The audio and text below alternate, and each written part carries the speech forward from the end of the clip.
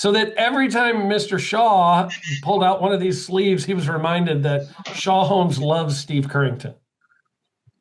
And then He should have put his logo on the ball so he would see his name on there. yeah, he put the Shaw Homes logo on it, but then Oh, he's like, then he started going to our model homes and talking to our salespeople, and I would get a phone call from my salesperson, and the salesperson was like, "Hey, Aaron, I'm just sitting here, and I was really thinking, we should probably make Steve Currington our preferred lender." And I was like, "How do you know who Steve Currington is?" And then she would have me on speakerphone, and then Steve would go, "Hey, Aaron, I'm here with Bree. We were just hanging out," and he would get goofy and I'm like, God, he is relentless, this guy.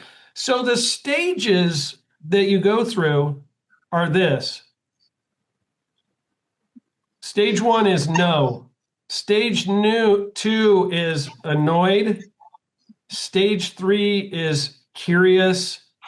Stage four is open, right? So you start off like the lady at the front desk was like, God, this guy just keeps coming back. Go away.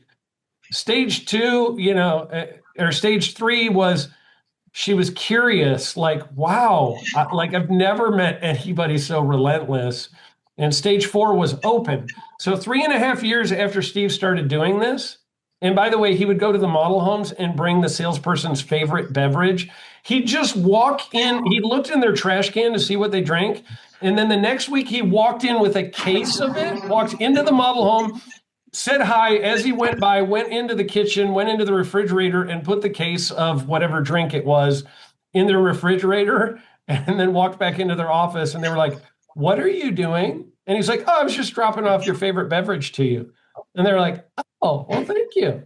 So it was like relentless. And eventually, what happened was one of our preferred lenders really screwed us over, honestly, on some deals. And we decided to get rid of them. And who do you think I thought I should call at that moment as a new preferred lender? Big beautiful Steve. Yeah, the person who has been relentlessly pursuing us. Now, I will say the following year, he did about $80 million of loans for us. Was it worth pursuing for 3.5 years? yeah. Right? So that is how you do the Dream 100. Now, you don't have time to do that with 5,000 realtors.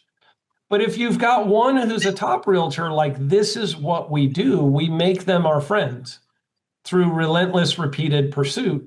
Because most people walk around in a coma. Most realtors are in a coma, right? We put them in a what? Toma. Toma. What does Toma mean, Sam? Top of mind. Top of mind awareness, right? And 3.5 years later, when I was like, I need a different lender, top of mind awareness was Steve Currington, right? Because he was relentlessly pursuing us. And so you're going after that person who's like the person who's, the one you want to do a lot of business with. So for you guys in a model home, if Grady Real Estate is the top realtor in the area, then I probably want to be good friends with him. Or if it's, Cheryl Tompkins, then I want to know who Cheryl Tompkins is, and I want to make sure she knows who I am through repeated, contact. Repetition brings revelation. Eventually the light goes on and they're like, I want to do business with them. So that's kind of what the Dream 100 concept is. If you guys get The Ultimate Sales Machine, which is a great book, I highly recommend reading books. Leaders are readers, you guys. If you are going to drive your car for 30 minutes or an hour every day, instead of listening to music or listening to talk radio or sports talk radio or whatever, instead of, doing that, if you do that over the next 3 years, and that's all you listen to, you will have all of Taylor Swift's lyrics memorized, and that'll be super financially beneficial to you, right? No. Or you'll have all the statistics of your favorite NFL players memorized, which makes you a lot of money, right? No.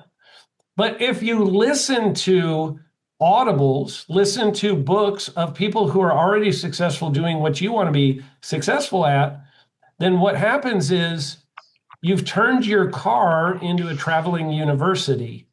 And you can have a PhD in whatever you want a PhD in about 3 years of driving back and forth to work every day or all the places you drive. So I would highly recommend that you get Audible and you get great books like The Dream 100 and you listen to it and you try and pull some things out of it that you can do. The Dream 100 is in that book, The Ultimate Sales Machine. So go learn it, deploy it in your daily, right? And so how do we find the top realtors? There's lots of ways you can do it. Here's the sneaky move. Who remembers the sneaky move to get the top realtors in every office? I do. Call them and be like, hey, Go to who was the top agent that I was thinking about that you guys had over there? And they'll be like, it's so-and-so. And you're like, no, that's not it. Exactly. Yep.